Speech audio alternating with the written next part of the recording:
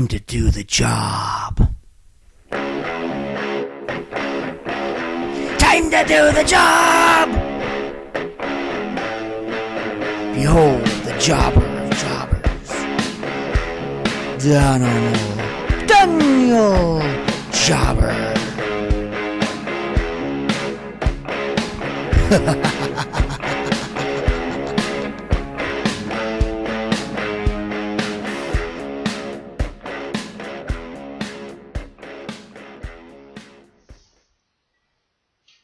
What's up, everybody? Welcome to Jobbing Out with Danimal Daniel Jobber's live, well, not so live, preview and prediction show for tonight's WWE Payback, live on Facebook, recorded for YouTube. Anyways, I promised I would do this, and yes, I said I was going to do it for technically last night, but I just haven't had the energy lately. Had a really listless week, so we're going to do it today. I'll be up in time to watch before the big show tonight, so just going to try to make it short and sweet. So, I'm going to get right into tonight's tonight's pay-per-view Payback. First off, we have the pre-show match. Enzo Amore and Big Cass against Luke Gallows and Carl Anderson. The club, if you want to call them that. Boy, not really one that matters a heck of a lot, but Enzo and Cass are the favorites. Why not get the fans happy with a babyface, fun, high energetic victory? Don't see any reason for Anderson and Gallows to win. They're not really getting pushed at all anymore anyways. Still hope one day we'll see Enzo and Cass with some kind of a tag team title, but right now with the Hardys, doubt that's going to happen anytime soon, so it's what it is, I guess. They really should have moved the Enzo and Cass to SmackDown to give them a chance to win those titles for a short run. Anyways, yeah, I'm going to go with the favorites, Enzo and Big Cass. No reason for them not to win. I mean, Anderson and Gallows have nothing to prove, really, so.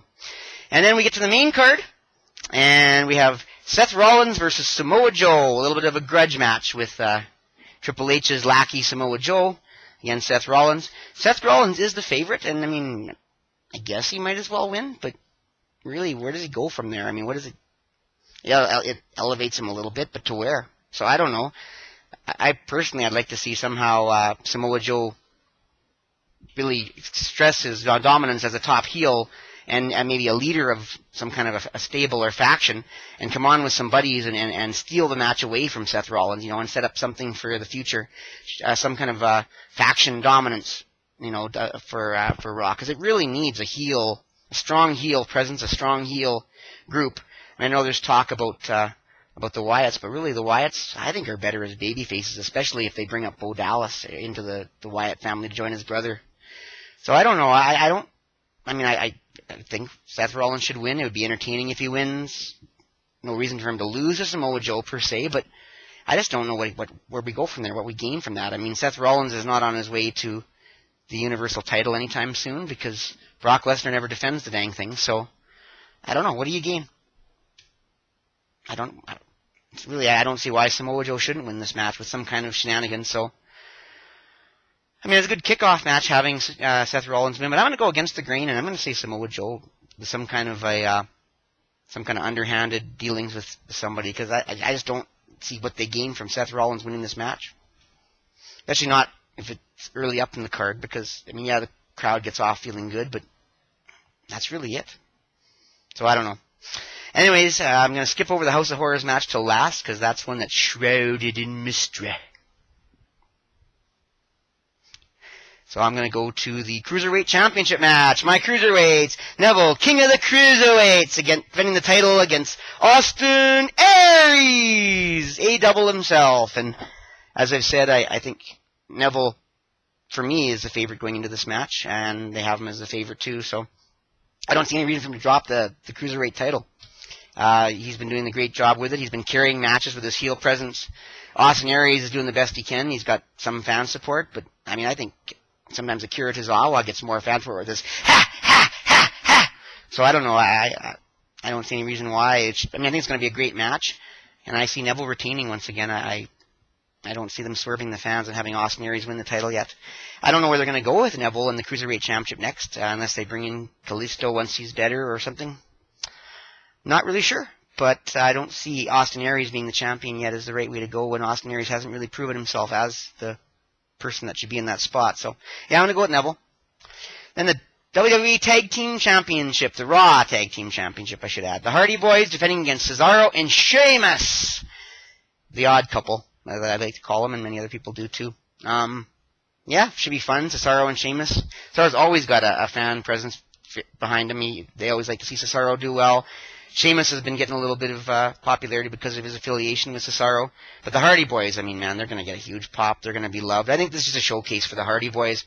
They have to have a title defense. They got to show that they're still hot and on top, and they're just going to get the crowd excited and into the match and show why they're one of the best tag teams of all time. And the Hardy Boys easily retain in a very exciting, entertaining match here. I don't see any other way to go with it. There's no reason to have them drop the title. I don't think there's a story that's better with them not being champions. They deserve to be champions.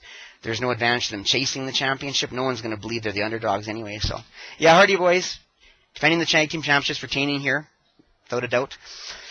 Now, here's some speculation, because originally they had Bayley as the favorite to retain the women's championship against Alexa Bliss. And I thought that made sense. I mean, Alexa Bliss is new in Raw. There's no reason for her to be champion yet, really. I mean, she did a great job with the title on SmackDown, but really wasn't a point for her to be champion yet. I mean, there's plenty of time for her to take the Raw Women's Championship. So I thought Bayley was going to retain, but now they have Alexa Bliss as the favorite. And I don't know, are they trying to swerve the fans like they did at WrestleMania by changing the odds at the last minute when there's no intention of that being the case? I don't know. I really don't. Who do I think is going to win?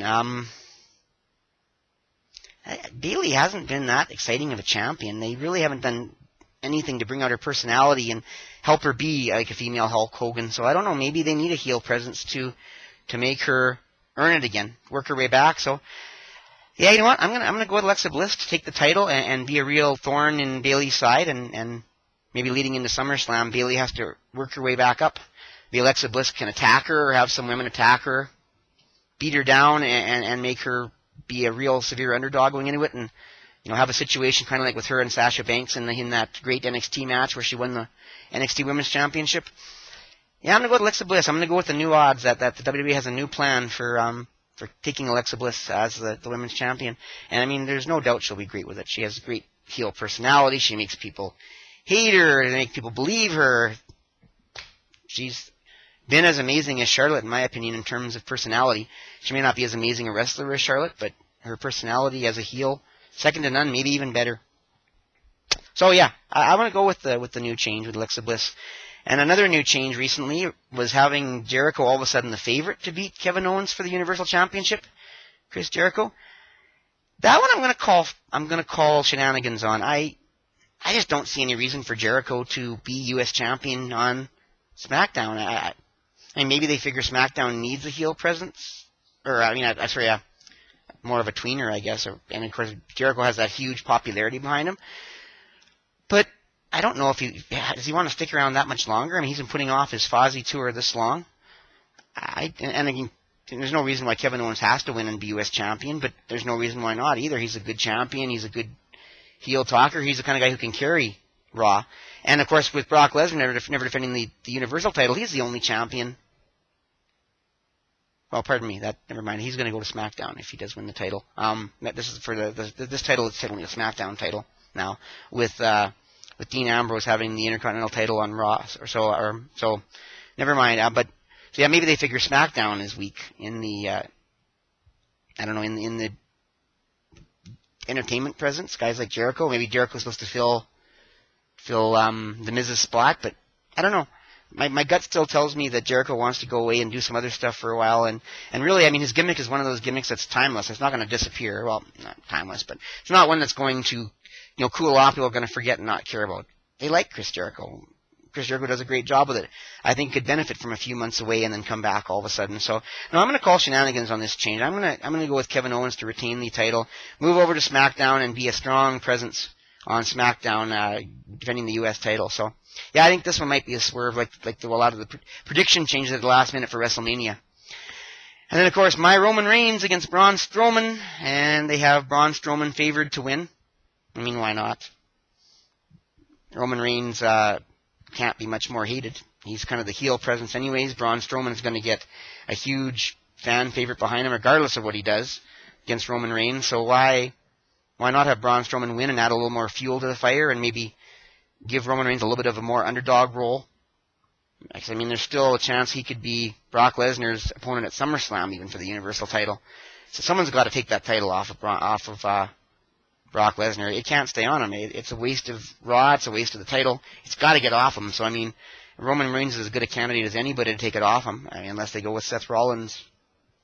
But, I mean, it really, and of course, really it should be Finn Balor anyways getting the chance because he's the one who never lost the title. He was stripped of it when he was hurt. So, yeah, I can see Braun Strowman easily winning this match. I'll be cheering for Roman regardless, but I can see Braun Strowman doing something in the end to take down Roman, get the pin, and just build a little more adversity for Roman Reigns. So yeah, I'm going to go with Braun Strowman. Go against my favorite. Roman Reigns has good things to come again, but he's still in that position where he's the most hated guy after retiring The Undertaker. So he's got to pay his dues. That's part of a guy's storyline in wrestling. So, and now the non-title, I believe it's non-title because they haven't talked anything about the title, House of Horrors match, shrouded in mystery. We have Bray Wyatt putting Randy Orton through the House of Horrors, and of course, now the title's on the line, or with the expect it's on the line, Bray Wyatt is the favorite, because as crushed as we were that Bray Wyatt lost the title at WrestleMania, as much as we'd love to have him to get it back, Bray Wyatt's going to Raw. The Wyatt family's going to Raw. It's not going to happen. He's not getting back the world title from Randy Orton. I don't know what they're going to do with Jinder Mahal in the next SmackDown pay-per-view. I'll discuss that in a minute, but Bray Wyatt is not going to be champion on SmackDown again. It's just the way they decided to go, as disappointing as it is. So yeah, Bray Wyatt owes Randy Orton a payback. Payback! So, put him through the House of Horrors. Maybe we'll see Sister Abigail. Maybe somehow Sister Abigail will come out of this and just give Randy Orton the most horrible experience he's ever had. Put him through the ringers, make him go through the willies, make him do everything he can. Get him in the ring and have Bray Wyatt do some shenanigans in the end and have Randy Orton lose in exciting, dramatic fashion to really make the pay-per-view what it is.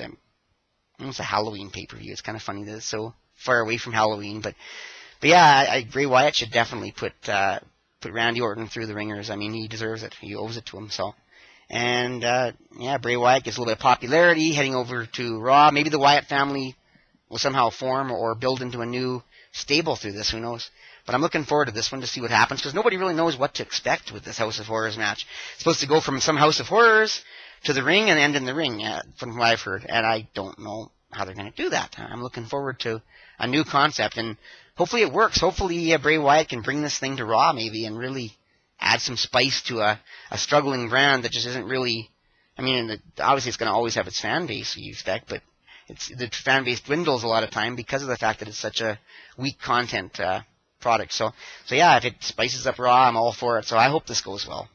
And yeah, I see Bray Wyatt winning. This is his match. This is his house. This is his world. And Randy Orton deserves it, man. He deserves payback more than anybody on this card. Although Braun Strowman probably does too. I doubt that's going to happen. So yeah, let's go with Bray Wyatt to just put Randy Orton through absolute hell. Now to discuss the fate of the WWE World Champion or WWE Championship. Disappointed that I hope many people were disappointed as I was that Bray Wyatt had to lose the title at WrestleMania. Because it sucked. Bray Wyatt was as good as anybody to hold the title on SmackDown and to represent the brand. And Randy Orton's just Randy Orton. He's been around forever. He's got tons of fans, but not. He's not Stone Cold Steve Austin. He's not Hulk Hogan. He's not the kind of guy who, he comes back and he's going to have a number of fans saying, that guy needs to be champion again. And he's not the Hardy Boys even. The Hardy Boys, they come back and want them as champion. Randy Orton's just Randy Orton. He doesn't need to have a title even with his personality to be a strong presence. I don't think he does anything for the world title or the WWE title. I'm hoping they take it off him fairly soon. And I'm not sure that Jinder Mahal's the one to do it. That's another thing. That next month, or in a couple weeks, is that going to happen either? I'm not certain. Maybe with the new Singh stable, with the Singh boys, the Bollywood boys, formerly known as, with him. Maybe they'll find a way to screw Randy Orton out of the title, create some mystique. Maybe even keep the title off him and set up a match against Shinsuke Nakamura, because that's as new as he is to the brand, I think he'd do wonders for that SmackDown title. And I don't know anybody better on the babyface on the roster that could be a face of SmackDown Live right now. So, but I mean, why not just do Randy Orton against Shinsuke Nakamura? I mean, those guys could really tear the house down and let Shinsuke Nakamura win the title with a Kinshasa, out of nowhere, instead of a RKO out of nowhere. I mean, I think that would be a far better way to have the title change hands than Jinder Mahal and the Singh Boys steal it from him. Although, of course, building a heel faction, I guess there's advantages to that too. But I don't know. I think they should set up that match. I mean, I guess they could also wait till SummerSlam and have Shinsuke Nakamura really tear down the house at SummerSlam and win the WWE title. So, I mean, I guess that's a possibility too. But I don't know where they're going with it. I really don't know where they're going with Randy Orton as champion right now, because he's just Randy Orton. Blasé, yeah, he's champion. Then there's nobody really better on SmackDown except Shinsuke Nakamura to hold it that I can think of. Can you think of anybody that is a better champion on SmackDown right now? I can't. I mean, Kevin Owens, but he's the Universal Champion, and he just come off a very inspirational, lackluster reign as Universal Champion and championship in Raw. So I don't know. So yeah, I'm baffled where they're going with this, but I'd like to see Randy Orton go through hell, and this is a good time to see that. So let's Bray Wyatt, go Bray Wyatt, bring the house down, make us happy, make Randy Orton scream for mercy, and find a way to screw him out of the match in the ring and really build a new beginning for the Wyatt family after losing the title. So what else can I say? That's the entire card. It's not the most amazing card. It is a filler pay-per-view. And a little disappointed that we're not seeing Brock Lesnar defend the title. I'm not surprised. I mean, I could see him wait until the next one. Extreme Rules, whatever they decide to do for the next Raw pay-per-view, but doesn't look like we're going to see much till right before SummerSlam from him, and he's predicted not to defend the title for 2 more months. So yeah, we got another month of no Universal title to look forward to, and probably another Raw pay-per-view very much like this with, everything but a serious, worthwhile title match. I don't know. A little bit disappointing in the card because of that, but the card itself should be intriguing by the House of Horrors. So let's see what happens. We got a couple of hours still before the pre-show. There are going to be some entertaining matches. Could be some title changes. There also could be no title changes tonight. There's certainly people who have the titles are certainly worthy of them and could easily all retain. And like I said, this pay-per-view is not exactly WrestleMania. It's definitely less than that. And if you have a WWE Network like I do, of course you're going to watch it. I don't think I'd spend $50, $55 to buy, or even $45 to buy this pay-per-view. I mean, unless you want to throw a party and bring the guys over and order as a group. I don't see any reason why you would do that. And then again, if you're going to do that, why not just order the WWE Network and just pay your $12 a month, or $12.99 a month, whatever it is, and enjoy it, all the pay-per-views, enjoy all the great shows. So, but anyways, that's really all I got to say. Thanks for jobbing out with me. Daniel Jobber, the D-Job. I always enjoy talking to yous all. And yeah, I'll be watching this pay-per-view tonight. I'm looking forward to it. Listless as I am, I always get pumped up for pay-per-view. That's why I pay my $11.99, $12.99 a month proudly to the WWE Network to enjoy these great shows. And I hope you do that too. I hope that you're the kind of people who don't steal the WWE Network and those kind of TV channels, because they deserve their money. They put on good shows for us, and they put a lot of work into this network, and they deserve the money for that. And there we go. Sorry, I froze up. I don't know if any content. I don't see why you wouldn't consider them worth the money. It's not that much a month. And if you're not a cable subscriber, that can be trickier. They need to find a way maybe to provide it without a direct cable company. I don't know what that would be, but maybe put it on the Roku or something. I don't know. But anyways, I'm going to wrap it up. Once again, thanks for jobbing out with me, Daniel Jobber. Hope you enjoyed the event tonight. If you get a chance to watch it, I might have a reactions results video, depending on how the show goes, if it's worth, talking about. If there's really not much that goes on that's worth doing it, maybe I won't. But like I said, it should be interesting. I usually tweet on @Daniel Jobber, so I hope you'll follow me at Daniel Jobber, capital D, capital J. I'm on Instagram, Daniel Jobber, all lowercase letters. Hope you'll check it out there. I often put a little video or reactions up on there. Of course, this video will be up on YouTube on my Danimal Daniel Jobber, or sorry, Daniel Jobber, capital D, capital J channel. So yeah, you can always follow me in all these methods. Always appreciate comments. I also put this up on Dailymotion too. So if you want, check me out there. I'm trying to build my channel there because Dailymotion doesn't have a lot of good wrestling YouTube. Well, I don't want to call myself a YouTuber because that's Dailymotion, but video makers that talk about wrestling every week. So I want to help build that channel a little bit too, so I hope maybe you'll consider checking me out on Dailymotion instead of YouTube. Of course, you can't leave comments on Dailymotion at this point. I don't know why. So if you do check me out there, drop me a tweet, drop me an Instagram comment, or just email me at DanimalDanielJobber@gmail.com and let me know what you think of everything, what you think of what's going on in the WWE, and what you think of Payback. So anyways, you all have a good night, and hopefully you get a chance to enjoy the pay-per-view. Jobber out!